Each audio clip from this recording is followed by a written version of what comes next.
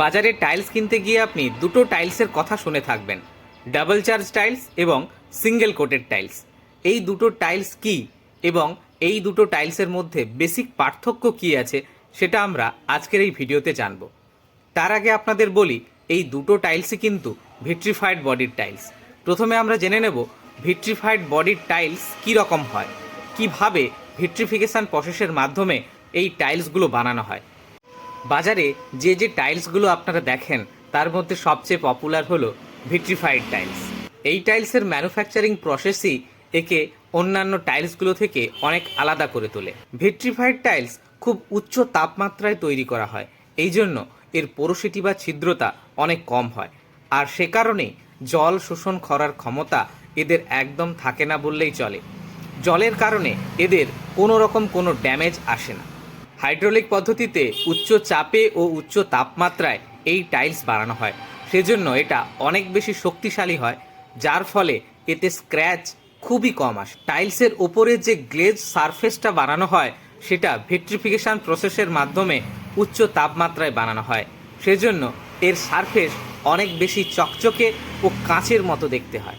এই ভিট্রিফাইড টাইলসকে আবার 4 ভাগে ভাগ করা হয়েছে: ডাবল চার্জ, জিভিটি, ফুল বডি এবং ন্যানো পলিশড। এই ন্যানো পলিশডকে আবার সলিবল সল্টও বলা হয়। এখানে আমরা ডাবল চার্জ এবং জিভিটি টাইলস নিয়ে কথা বলবো। এই জিভিটি টাইলসকেই কিন্তু সিঙ্গেল কোটেড টাইলস বা সিঙ্গেল চার্জ টাইলসও বলা হয়। ডাবল চার্জ টাইলস চেনা খুবই সহজ। এখানে দুটো স্তর থাকে, একটা বেস এবং আরেকটা পিগমেন্ট। বেস স্তরের ওপর পিগমেন্টের 2 থেকে 4 mm এর পুরো স্তর চাপিয়ে এই টাইলসকে বানানো হয়। জিভিটি বা সিঙ্গেল কোটেড টাইলস বানানোর সময় ভিট্রিফাইড বডির টাইলসের ওপর প্রিন্ট করে তার ওপরে একটা গ্লেজডের লেয়ার চাপানো হয়। এই পাতলা গ্লেজ লেয়ারটা 1 mm এর থেকেও কম হয়, কিন্তু ডবল চার্জের ক্ষেত্রে এটা 2 থেকে 4 mm হয়। সে কারণে ডবল চার্জ টাইলস অনেক বেশি মজবুত এবং স্ক্র্যাচ রেজিস্ট্যান্ট হয়। তবে জিভিটি টাইলসে আপনি কাঠ, মার্বেল, পাথর, ফুল থেকে শুরু করে যে কোনো ধরনের নকশা বা ডিজাইন এখানে পাবেন।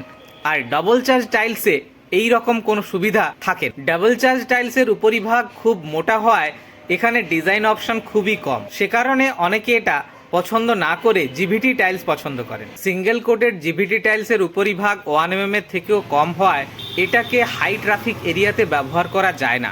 আর ডবল চার্জের ক্ষেত্রে এটা 2 থেকে 4 mm এর হয়, সেজন্য এটা অনেক বেশি স্ক্র্যাচ প্রতিরোধ করতে পারে, ক্ষয় প্রতিরোধ করতে পারে এবং হাই ট্রাফিক এরিয়াতে এটা ব্যবহার করলে কোনো ক্ষতি হয় না।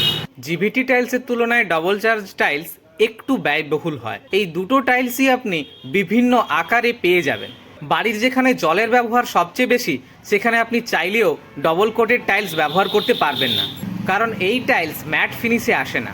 জিভিটি টাইলস যে কোনো ধরনের ফিনিশে আপনি পেয়ে যাবেন, সেজন্য জিভিটি টাইলসকে সর্বত্র আপনি ব্যবহার করতে পারেন। বাড়ির সেই সব জায়গা যেখানে ফুটফল অনেক কম হয় সেখানে আপনি জিভিটি টাইলস ব্যবহার করতে পারেন, যেমন বেডরুম, এবং সেই সব জায়গা যেখানে অনেক বেশি মানুষের আনাগোনা থাকে, যেমন ড্রয়িং প্লেস বা সামনের ব্যালকনি, এইসব জায়গাতে আপনি ডবল চার্জের টাইলস ব্যবহার করতে পারেন। আশা করি ডাবল চার্জ এবং সিঙ্গেল কোটেড টাইলস কি এবং এগুলোকে আপনি কোথায় কোথায় ব্যবহার করতে পারেন সেটা ভালো করে বুঝতে পেরেছেন। যদি এর পরেও কোনো সমস্যা থেকে থাকে তাহলে অবশ্যই কমেন্ট করে জানাবেন। এই রকম টাইলস এবং হোম ইমপ্রুভমেন্ট রিলেটেড নতুন নতুন তথ্যের জন্য আমাকে ফলো করে রাখুন। আর এই ভিডিওটা ভালো লাগলে একটা লাইক করে সবার মধ্যে শেয়ার করে দিন। ধন্যবাদ।